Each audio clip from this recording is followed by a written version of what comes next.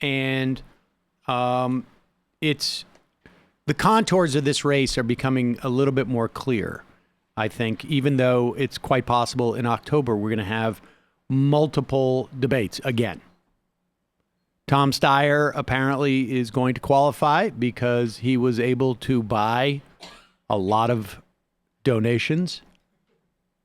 I know Matt Iglesias said on Twitter that everybody knows that Tom Steyer's donations are fake. I don't know if he was being, funny about that or not.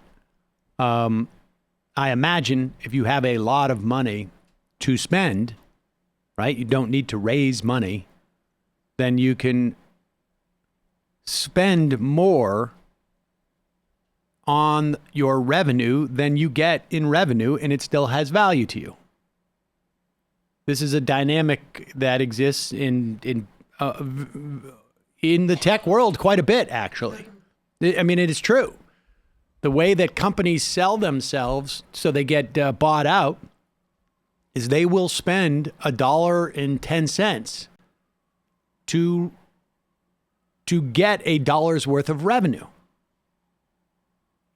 And then a bigger company comes along and says, "Oh, well, look at all this revenue. We can help. We can help with expenses. That's easy because we have, we can amortize it across all our different operations, and we can get rid of some redundancies.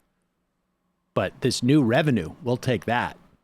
And in this instance, the federal government's not saying like, "What's your net revenue in terms of spending versus what comes in?" It's just, or I should say the Democratic National Committee, they're just looking at how many donations you got.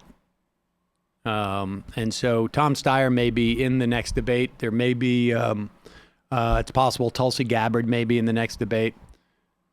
But the contours of the evening, I think made it clear. And we'll talk more about that with Digby.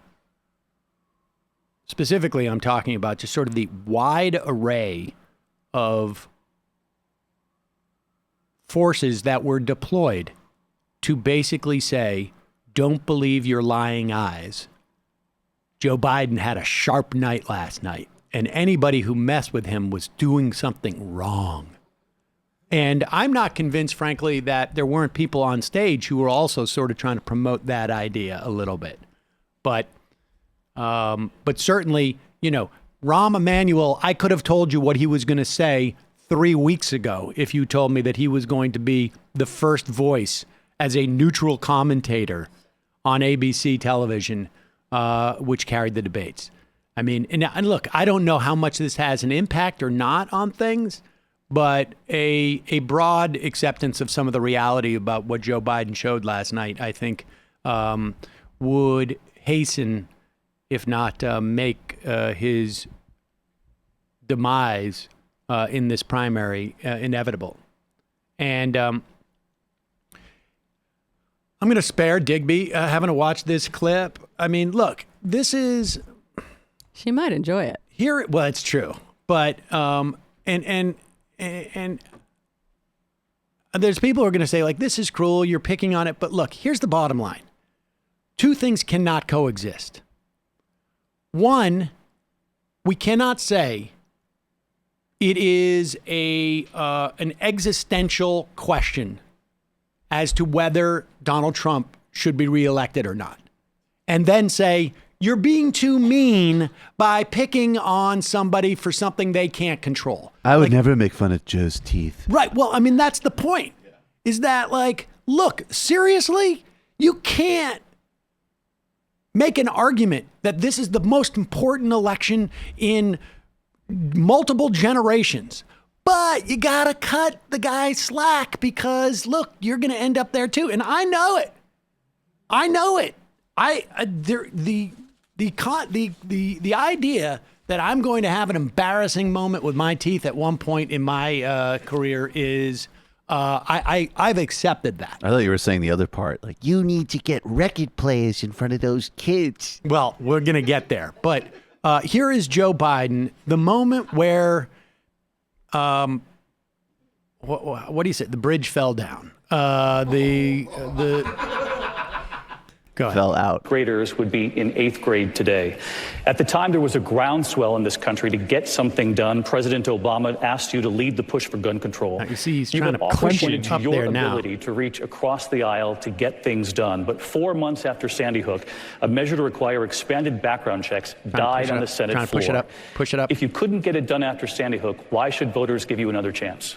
Because it got done before. I'm the only one up here who's ever beat the NRA. Yeah, I mean, he's playing around with his teeth, and he just didn't have him set when he started there. And I mean, look, like I say, well, first off, let me just say this: getquip.com/majority.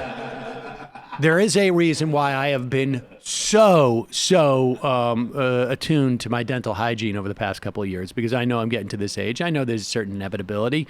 I know a lot of people, frankly, who have that type of bridge work.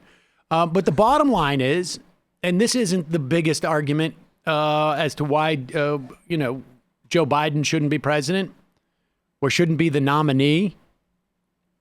But you can bet Donald Trump would make some hay on this. I'll be interested to see if he says anything now, because I think he's actually sort of wants Biden as the nominee. And it'll be interesting to see how strategic his mockery is. Certainly, Kamala I think Harris when they was make trying fun to, of people's eyes blowing up and bleeding, it's, in a sense, it's really unfair and really tasteless. And, Right. Maybe Joe still does have his fastball. Yeah, exactly. It was certainly a nice way to underscore the outdatedness of his politics for anyone who didn't get that yet. Well, the thing is that that's part of the narrative. I mean, part of the narrative is people think that Joe Biden has lost a step or two or five. And if this happened to Elizabeth Warren, I don't think she has a bridge, but Bernie Sanders very well may. If it happened to Bernie Sanders, it would not, I mean, for other reasons, I think it would get blown up, but it doesn't necessarily play into the same narrative. There's nobody out there who is saying Bernie Sanders has lost a step. They may say, like, he's been a cranky old man for 35 years or something to the effect. But the fact of the matter is, everybody knows it. Everybody who pays attention to these things knows what's going on with Joe Biden. And the people who don't care about it, like Rahm Emanuel, they just know that, look, there's been multiple presidents who have gotten into office and had to be basically walked through everything, and that doesn't matter. Because it's guys like me, Rahm Emanuel, who'll be there actually pulling the strings. And I'm perfectly fine with that. In fact, that's the way I would like it. So, No puppet. But we'll talk more. There's more substantive, I think, critique of Joe Biden. But this plays into a narrative, and frankly, it captures one of the issues that people have. That, like, this is not. I would not be supportive of Joe Biden 15 years ago. But that's a separate issue as to whether people who would be supportive of Joe Biden 15 years ago can today say, like, that's the Joe Biden I'm supporting. Give me a break, Sam. Do you even like Earth, Wind, and Fire? I mean, let's get real deal here.